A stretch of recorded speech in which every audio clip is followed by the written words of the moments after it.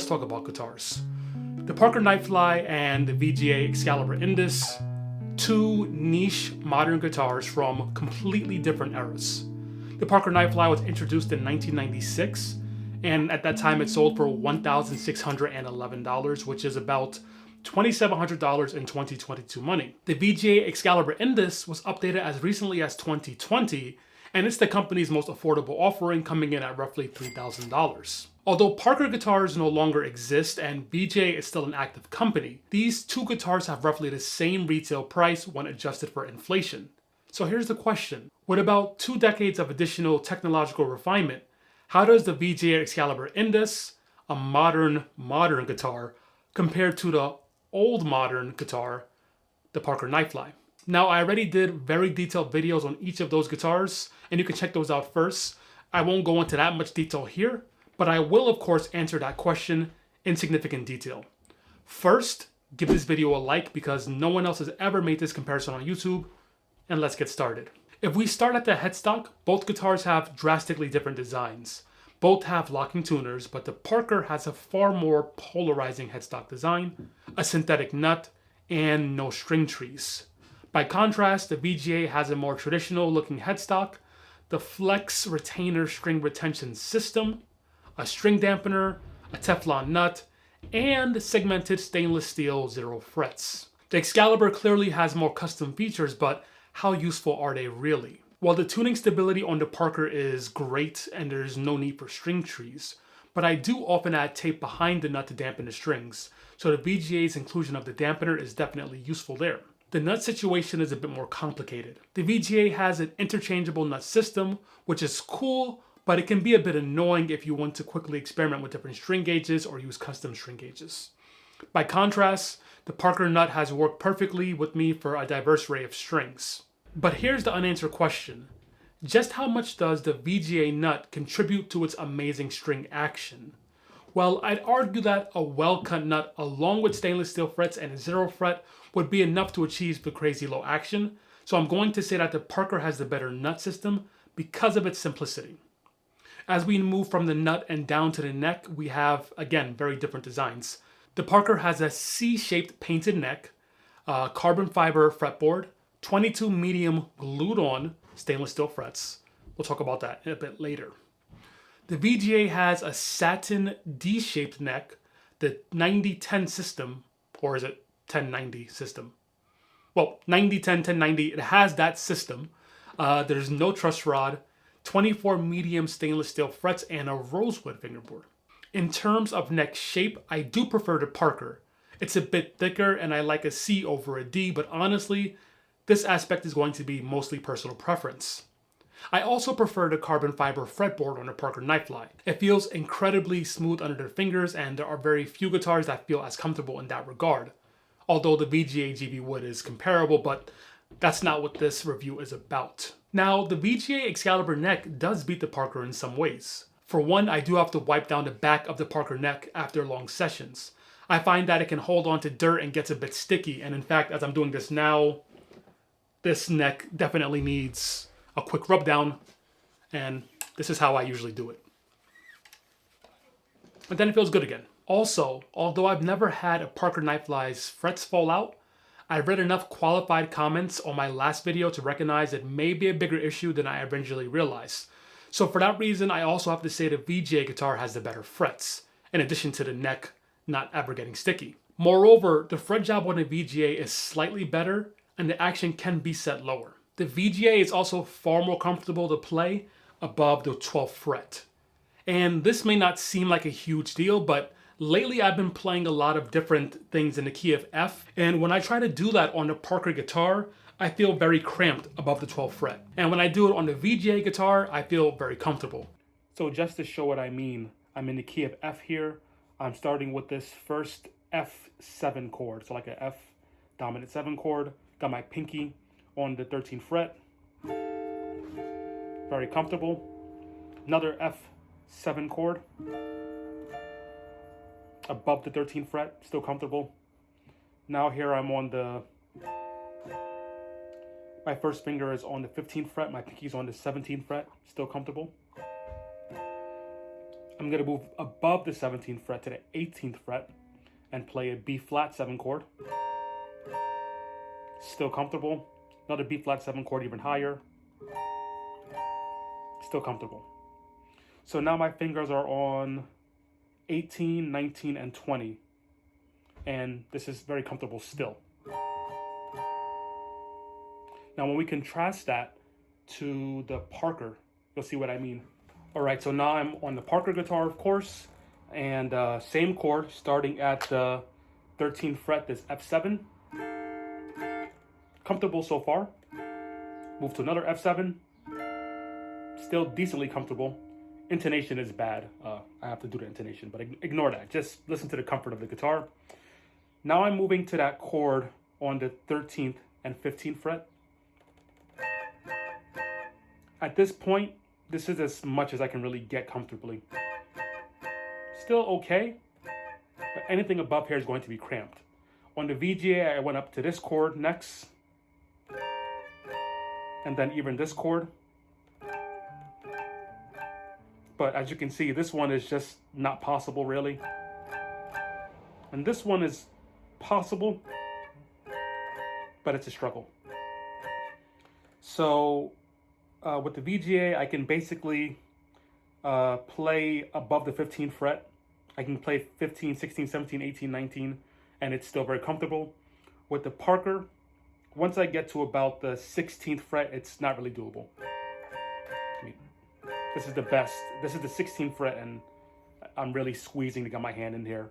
If I was playing it in a performance context, I probably wouldn't be able to grab this quickly. The edges of the VGA are also rolled off a lot better than they are on the Parker. In fact, when the VGA was my main guitar, I was experimenting a lot with playing with my thumb over the neck in different chord voicings that use that style. And I noticed it was very comfortable on the VGA. I didn't notice the neck at all. When I switched back to the Parker Nightfly and I did this same technique, I noticed that this area, this wraparound area, is a lot sharper than it is on the VGA. I'll show you some close-ups now, but it's still doable on the Parker, but you definitely notice when you switch between the two that the VGA is far more comfortable. Although the necks are equally stable, the VGA is definitely better overall. And it will be a complete knockout blow if they also added the fennel wood fretboard from the GV wood model VGA. Both guitars feature bolt-on designs, and like I said, the VGA upper fret access is a bit more comfortable than the Parker Nightfly, so VGA wins in that regard as well. I don't want to talk about this next thing for too long, but according to my comment section, the Parker is an ugly guitar. To be completely honest, this never struck my mind in all of my years of playing Parker guitars, or all my years of playing guitar, period. For example, I also like Klein guitars, and I would like to try one because of how ergonomic it is. I'd like to try a Steinberger because of the really cool bridge. And I never thought to myself that, oh my God, those guitars might be ugly. I shouldn't play them. But again, according to the comments on the Nightfly video, the Parker's ugliness is a huge deal breaker for so many people. Now, personally, I wouldn't let the looks of a guitar determine how I feel about it. That being said, if you do and you need a pretty looking guitar to feel comfortable, that's totally fine. I'm not judging you there. In fact, I don't even think this guitar is ugly. But in terms of design, I'll have to say this. When you look at both the Parker and the VGA, you're going to have a strong connection to one of them if you care about aesthetics. I personally don't care, but if I had to pick which one looks better, I might pick when it comes to body contouring, both bodies are equally comfortable, and I think that anyone will feel comfortable holding these guitars against their body for a long period of time, except of course for the dreaded Parker pointy upper horn. Like I said, this horn never bothers me. I never notice it. But again, a lot of people do find this uncomfortable.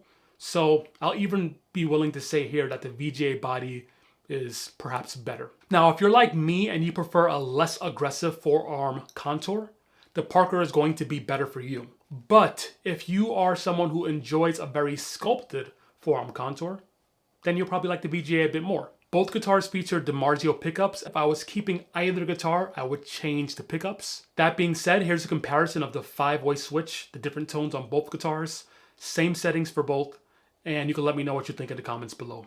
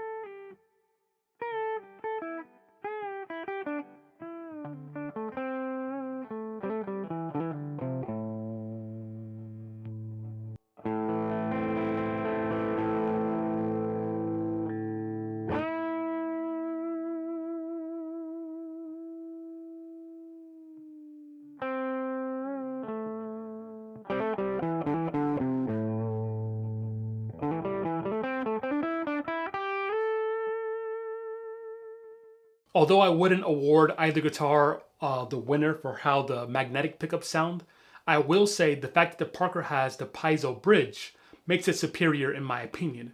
Even after 20 years, it still sounds convincing, and in a pinch, this guitar can definitely substitute as both an electric and an acoustic sound if you're, live and you only want to bring one guitar with you. Since we were talking about the piezo bridge, we should talk about the rest of the bridge.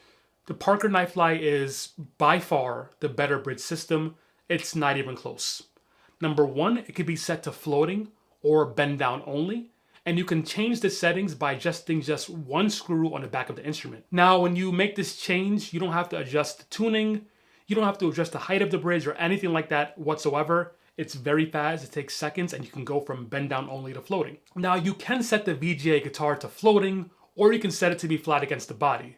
But to do so, you have to adjust the springs, the height of the post, and all of that is going to affect how the strings feel and also your action on the neck. And again, none of those different changes are going to affect anything on the Nightfly whatsoever. Also, the Nightfly can pull up further when it's floating because the back of the guitar is routed and the back of the VGA isn't routed. Of course, VGA makes their Excalibur with a Floyd Rose as well, but there isn't in this model with a Floyd Rose, so you have to keep that in mind. One plus side about the VGA bridge is that VGA still exists as a company, so you can get replacement parts far easier than you will be able to on the Parker, if at all. In terms of the feel of the bridge, both are fairly similar and both are very stable. But the Parker Nightfly trem arm is definitely better, and I immediately feel the difference when I play both guitars back to back. When you look at these close-up shots, you can see that the angle of the Parker trem is a lot higher, and this lets the arm rest in your hand a lot more comfortably than in most other bridges, including the VGA. So overall, the Parker Nightfly has the better bridge. Again, by far, it's not even a competition there. So I'm attempting to show the differences in the angle of the trem arm. Notice how steep, look how high the Parker trem arm is pointing. We look at the VGA trem arm, it's angled up, but it's not pointed up nearly as much. One more time, the VGA, the Parker, both of them together. You should be able to see that the Parker trem arm is pointed a lot higher. Here's the other thing. With the VGA trem arm, it's basically stuck at this height. You can make it loose or tight if you want it to be, but you can't change how high the trem arm is. With the Parker trem arm, if you wanted to, you can pull this out a bit more, right? You can pull it out to here, let's say, and you can lock it down so it's tight in that area. Or if you want it even lower, you can put it lower or lower, and so on and so forth. So you can really adjust just how high you want it to be up until that point. And you can lock down that screw and get it fixed at whatever height you want as well. So we're at the conclusion, and we have a few things to think about. The VGA neck is better, and according to my comment section, the frets are more reliable. The Parker has a very good neck, but a far, far better bridge. Tuning stability on both guitars is equal. The VGA can be set lower in terms of action. The tone of the magnetic pickups is comparable on both, but the Parker does have the piezo bridge, which gives it more options. Now, as I mentioned before, VGA is still alive and well as a company, which means you can get replacement parts easy. That being said, those parts are going to be far more expensive than a regular Strat, but they're still going to be cheaper than any Parker Nightfly replacement parts you can find, and that's basically if you can find them. A lot just can't be found. So given a choice between these two guitars, I personally would pick the Parker Nightfly. In fact, I did pick the Parker Nightfly, and that's why I have this Parker Nightfly and that one over there and another one upstairs. But if I was going to be honest and I had to make a recommendation for somebody else, I would recommend that they get the VGA. You'll be able to get one new fairly easily. You won't have to worry about the difference in quality between different eras of VGAs if you get it used. And you have the ability to upgrade parts if one wears out, of course. That being said, if you're mostly a bedroom guitarist or weekend warrior, or if you just love the idea of Parker guitars like I do, I still think this is one that you should have in your collection. If this video intrigues you and you want to know more about either the Parker Nightfly or about the VGA, I have separate videos on both of those. But that's all for today. By the way, I'm Andre Flood, and I'll talk to you soon.